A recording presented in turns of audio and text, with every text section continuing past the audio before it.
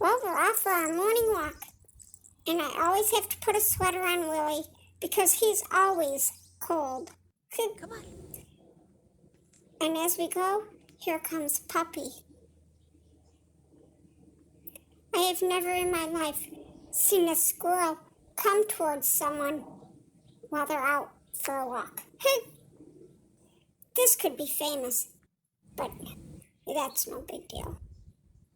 Because I don't know how to get people to watch my videos. I never used to be worried about Puppy because Puppy used to live in a tree across the fence in our backyard.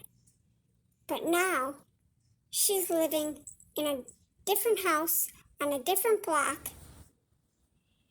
And if a car comes while she's crossing the street, she might get hit. So those are your babies? Sometimes I'm wondering if she's trying to get closer to where she was when she was a baby.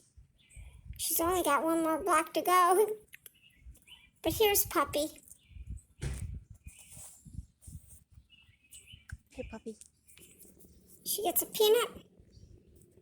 And then she goes over to say hi to Lefty. They were buddies when I rescued her. That was in 2020. The little one.